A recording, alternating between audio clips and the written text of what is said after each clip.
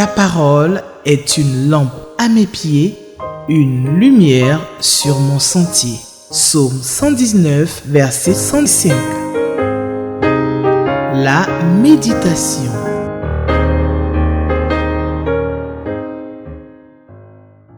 Bien-aimés en Christ, réjouissons-nous ensemble d'avoir pour Père ce grand Dieu merveilleux, tout-puissant, qui a créé le ciel et la terre. Il se tient toujours devant nous. Il est derrière nous, il est à côté de nous chaque jour. Sa main est sur nous. Notre joie est encore parfaite car notre Père sait nous apporter chaque jour dans sa parole la dose de pain qui nous convient. Et nous invite à consommer ce pain ce matin, cette journée, dans le livre des Juges, au chapitre 7, les versets 15 à 25. Nous continuerons à étudier la belle histoire du juge Gédéon en nous appuyant sur les questions 3 et 7 de notre lecteur. Nous prions avant de lire et de méditer la parole de Dieu. Nous te bénissons, notre Dieu, notre Père, parce que tu es tous les jours avec nous. Tu marches avec nous, tu es devant nous, tu es derrière nous, tu es à côté de nous. Ta main est sur nous. Tu nous permets de contourner les embûches, les difficultés de la vie, de surmonter les problèmes.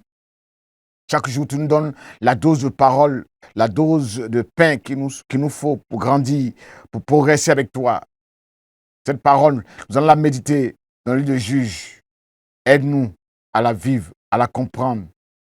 Aide-nous à tirer des leçons pour nous-mêmes afin de continuer la marche avec toi. Fortifie nos membres affaiblis et donne le courage de persévérer dans le chemin que tu nous as tracé. À toi toute la gloire, à toi la louange, à toi l'honneur, toi le Dieu vivant. Merci pour ta parole. Amen. Bien-aimés, nous lisons la parole de Dieu. Lorsque Gédéon eut entendu le récit du rêve et son interprétation, il se prosterna puis il retourna au camp d'Israël et cria: tout le monde debout, car l'Éternel vous donne la victoire sur l'armée des Madians. Gédéon divisa les 300 hommes en 3 groupes et remit à chaque soldat un corps et une couche vide dans laquelle fut mise une torche allumée. Il leur dit: vous me regarderez faire et vous ferez exactement comme moi. Je vais m'avancer jusqu'aux abords du camp. Quand j'y serai arrivé, vous n'aurez qu'à m'imiter. Quand je sonnerai du corps avec ceux de mon groupe, vous sonnerez aussi du corps tout autour du camp et vous crierez pour l'Éternel et pour Gédéon. L'Éternel donne la victoire. Peu avant minuit, Gédéon et les 100 hommes de son groupe arrivèrent aux abords du camp. On venait juste de remplacer les sentinelles. Soudain, ils sonnèrent du corps et cassaient les cruches qu'ils tenaient à la main. Les 3 groupes sonnèrent du corps et cassèrent leurs cruches. De la main gauche, ils brandirent les torches et de la main droite, ils tenaient les corps pour en sonner. Et ils crièrent à vos épées pour l'Éternel et pour Gédéon. Verset 21. Tout en restant chacun à sa place autour du camp, les hommes dans le camp se mirent à courir, à crier, à se sauver. Les 300 Israélites continuèrent à sonner du corps, et l'Éternel fit que dans tout le camp, chacun tourne son épée contre son compagnon. Finalement, ils s'enfuient jusqu'à Beersheba du côté de Sisera et jusqu'aux abords d'Abel-Méhola, près de Tabat. Verset 23. Les hommes d'Israël se rassemblèrent sur les tribus de Nephtali, d'Azer et de tout Manassé, s'unirent et se lancèrent dans la poursuite des Madianites. Gédéon envoya des messagers dans toute la région montagneuse d'Éphraïm pour faire dire aux hommes de descendre afin de couper la retraite aux Madianites en occupant tous les points d'eau jusqu'à Beth-Bara et tous les gués le long du Jourdain. Tous les hommes d'Éphraïm se rassemblèrent et occupèrent les points d'eau jusqu'à Beth-Bara et les gués du Jourdain. Ils capturèrent 2 chefs madianites appelés Oreb et Zib. Ils tuèrent le premier au rocher d'Oreb et le second au pressoir de Zib. Ils poursuivirent les Madianites et rapportèrent les têtes d'Oreb et de Zib à Gédéon, qui se trouvait alors à l'est du Jourdain. Amen. Bien-aimés, quels sont les exemples à suivre dans ce texte? Au verset 15, nous voyons Gédéon qui se met à genoux pour remercier Dieu quand il a entendu le récit de ce rêve et l'interprétation que Dieu lui a donnée. Puis il crie: levez-vous, le Seigneur vous a livré le camp des Madianites. 3 exemples à suivre dans l'attitude de Gédéon. Premièrement, il se met à genoux en signe d'humilité.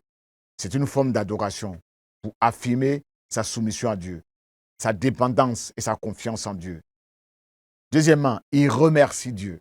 Il lui manifeste de la reconnaissance de façon anticipée.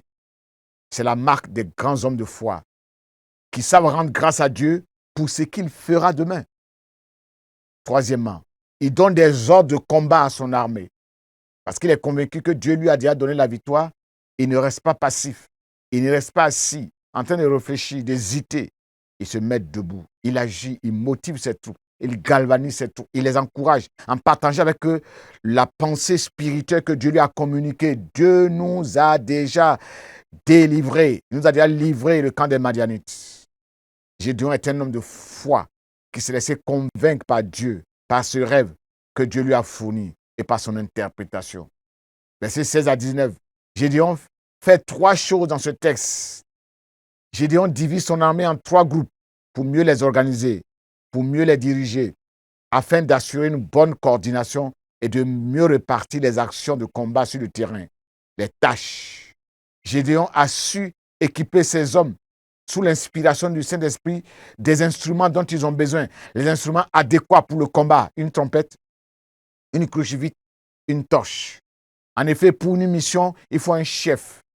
Quand un chef est nommé, il faut lui donner les moyens logistiques nécessaires pour réussir la mission. La troisième action qu'il pose, c'est qu'il s'offre à ses troupes comme le modèle à suivre, comme un bon pédagogue. Regardez de mon côté, faites comme moi. Quand je vais sonner de la trompette, sonnez de la trompette comme moi.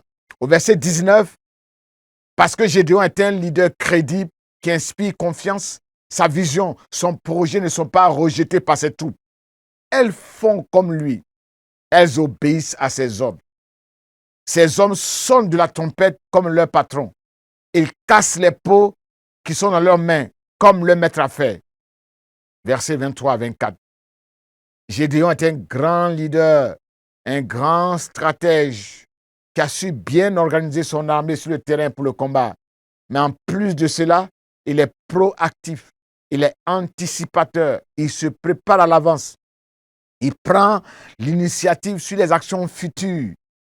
Il met en réserve les tribus de Nephtali, d'Azer, de Manassé, d'Ephraïm, pour lui servir de soutien, d'appui, afin de couper la retraite, la fuite des soldats madianites. Son cri de guerre pour le Seigneur et pour Gédéon est un slogan qui démontre son humilité. Il reconnaît que le combat appartient à Dieu d'abord. La victoire lui appartient d'abord, car c'est lui-même qui combat pour ses enfants. Voici ce que le Seigneur nous a dit à cet effet. N'ayez pas peur, ne soyez pas effrayés devant cette immense armée. Le résultat du combat ne dépend pas de vous, mais de moi, votre Dieu. Je suis avec vous.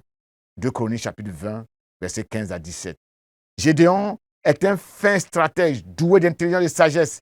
Il attaque au moment de la relève des sentinelles, au moment où il y a un relâchement, avant minuit, le temps de confusion. Les leaders comme Gédéon doivent rechercher constamment des victoires, car la victoire engendre la victoire, car les victoires ont une valeur d'influence, de motivation pour ceux qui sont à l'écart, à l'image des tribus de Nephtali, d'Azer, de Manassé, d'Ephraïm. La victoire du leader réveille le zèle de ceux qui sont endormis. Quant aux défaites et aux échecs, ils ont une valeur de démotivation, de découragement. Les Israélites qui habitent de l'autre côté de la vallée et du Jourdain apprirent la mauvaise nouvelle que l'armée d'Israël est en fuite et que Saul et ses enfants sont morts. Alors ils abandonnent leur ville pour fuir et les Philistins viennent s'installer là. 1 Samuel 13, verset 31, verset 7. Verset 19. Quand Gédéon arrive dans le camp des Madianites, on venait juste de remplacer les sentinelles. Cette stratégie de l'armée des Madianites est à imiter. Il est presque minuit. Toutes les troupes s'endorment. Ne s'endorment pas plutôt en même temps. Une partie est réservée. Une partie est consacrée à la veille, à la garde. Les sentinelles sont là pour alerter des dangers imminents. La Bible présente les sentinelles comme des gardiens qui restent éveillés, qui voient, qui crient, qui avertissent, qui sonnent la trompette quand l'épée arrive. Ézéchiel 33, verset 6. Ésaïe 21, 6, Ésaïe 56, 10, versets 19 à 21. Une armée qui est bien organisée, une armée est unie, dont les actions sont bien coordonnées, c'est ce qu'on voit dans ce texte. Chacun a son poste, chacun a sa place. Une armée disciplinée, où chacun ne fait pas ce qu'il veut. Chacun exécute les ordres du chef à tour de rôle. Un groupe de 100 soldats sonne d'abord de la trompette, cache ses couches, et 2 autres le font ensuite. Une armée limitée en ressources, mais qui a su exploiter ce minimum de ressources au maximum pour acquérir de grandes victoires. Versets 23 à 24. Les tribus de Nephtali, d'Azer, de Manassé et d'Éphraïm ne se sont pas désolidarisés de leurs frères. Ils ont accepté de les soutenir, de leur apporter de l'aide dans leur combat contre les Madianites.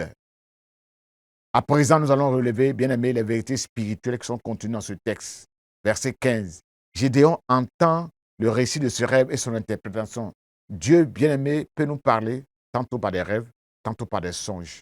Il peut nous parler par des signes divers afin de nous avertir, afin de nous encourager, afin de nous rassurer, afin de nous pousser à placer notre confiance en lui, afin que nous puissions l'adorer, afin que nous puissions nous prosterner devant lui.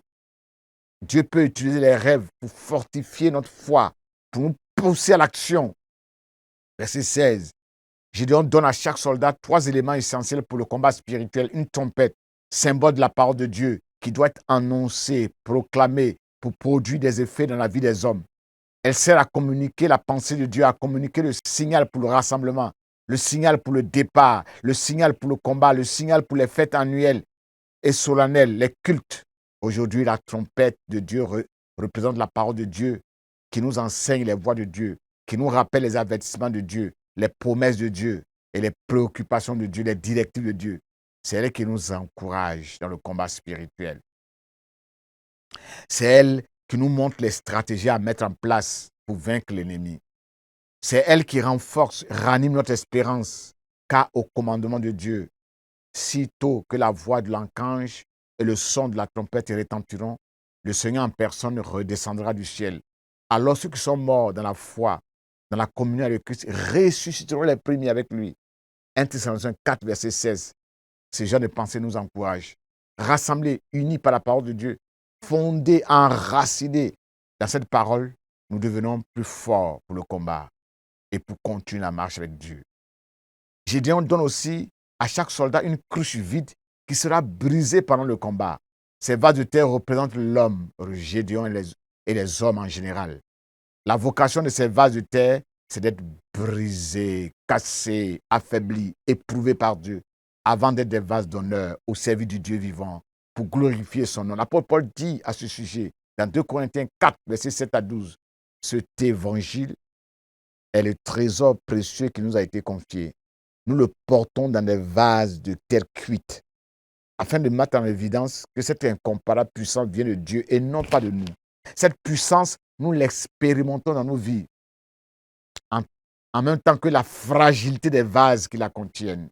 Nous sommes traqués, opprimés, désemparés, découragés, perplexes, persécutés, délaissés. Mais nous nous relevons et nous poursuivons notre course, notre route. Nous subissons la misère à mort que Jésus a endurée afin que sa vie de résurrection apparaisse en nous dans notre corps mortel. C'est ainsi que la mort fait son œuvre en nous et que la vie aussi peut s'épanouir en nous. Quel dilemme!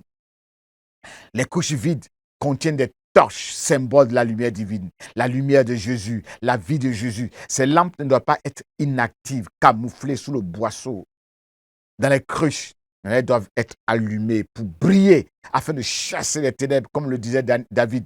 Tu es ma lampe, ô Éternel, tu illumines mes ténèbres. 2 Samuel 22, verset 29. La faiblesse humaine plutôt disparaît quand on se revêt de toutes les âmes de la lumière de Dieu. Verset 19 toujours, comme les Madianites qui avaient placé des sentinelles autour de leur camp, Dieu cherche des gardiens, des intercesseurs pour surveiller, pour garder l'Église en ce temps de la fin où les ténèbres ont envahi ce monde. Dieu cherche des sentinelles qui ne soient pas aveuglés, qui ne soient pas inintelligents. Dieu cherche des sentinelles qui ne soient pas des chiens mouillés, incapables de bouger, des rêveurs, se tenant couché, aimant sommeiller. Ésaïe 56, verset 10. Dieu cherche quelqu'un qui élève un mur, qui se tient à la brèche devant lui, en faveur du pays, de l'Église, afin que Dieu ne détruise pas l'Église. Ézéchiel 22, 30. Des gardes qui ne se taisent pas nuit et jour, qui ne se reposent pas, mais qui ravivent le souvenir de l'Éternel, qui lui rappellent la promesse de Dieu, jusqu'à ce que Dieu ait établi l'Église dans ses fondations, dans ses promesses, et que l'Église devienne pour Dieu un sujet de louange sur terre. Ésaïe 62, verset 7. Verset 19 toujours, peu avant minuit, Gédéon attaque le camp des Madianites. À minuit, l'époux des 10 vierges est apparu au moment où elles étaient assoupies. Matthieu 26, verset 1 à 6. Le chrétien qui veut remporter des victoires doit rester éveillé, vigilant. Car à cette heure-là, à minuit, beaucoup de choses se passent. Beaucoup de combats spirituels sont amenés dans l'ombre et par surprise. L'ennemi peut nous surprendre à ces heures sombres de la nuit. Nous devons rester éveillés pendant que nous dormons. Verset 22. Les 300 hommes ont sonné de la trompette. Pendant ce temps, Dieu sème la confusion dans le camp des Madianites qui s'entretuent. La proclamation de la parole de Dieu, la trompette qui sonne, n'apporte pas seulement la paix, la joie à ceux qui se repentent et qui se réconcilient avec Dieu, mais elle est venue aussi pour apporter la guerre, la division, la confusion dans le camp des ennemis de Dieu, de ceux qui s'opposent à la vérité de Dieu. Oui, bien-aimés, c'est ce que nous voulons partager avec vous. Et en conclusion, nous voulons dire que Dieu nous appelle à nous lever pour le combat. Le camp de nos ennemis nous est livré. Gardons donc les yeux fixés sur notre Seigneur Jésus, notre Maître, notre modèle. Et comme lui, courons avec persévérance, avec discipline, vers le but proposé, vers la couronne qui nous attend, dans la piste qui nous a tracée devant nous. Il est notre chef de file. Il est devant nous. Il nous mènera jusqu'au but. Restons attachés à lui. Lui le cep. Hébreux chapitre 12, verset 1 à 2. Prions, bien-aimés. Nous te bénissons, notre Dieu, notre Père. Parce que par ta parole, par des rêves, par des visions, tu nous donnes du courage, la force de combattre. Tu nous donnes la force de nous mettre debout. Comme Gédéon donne des modèles pour le peuple de Dieu. Que nous puissions agir afin que le peuple de Dieu nous suive. Nous puissions agir, bouger, combattre pour que nos enfants nous suivent. Merci de ce que tu nous donnes, Seigneur, la parole de Dieu chaque jour. Elle sonne comme une trompette pour avertir chacun de nous, pour avertir le peuple de Dieu, pour avertir les hommes sur la terre. Donne-la sonner. Donne-nous de faire en sorte que nous laissons le Saint-Esprit nous briser, la parole de Dieu nous briser, nous nettoyer, nous affaiblir, nous transformer pour être à ton image, pour être la lumière de ce monde, le sel de la terre. Conduis-nous, dirige-nous, renouvelle-nous, afin que nous allions de victoire en victoire avec toi, avec ton soutien, avec ton aide. Donne-nous remporter chaque jour des victoires avec toi. Béni soit ton nom, parce que tu nous donnes de nous lever pour le combat spirituel. À toi la gloire, à toi la louange et l'honneur, au siècle des siècles. Amen. Ta parole est une lampe à mes pieds, une lumière sur mon sentier. Psaume 119, verset 105. La méditation.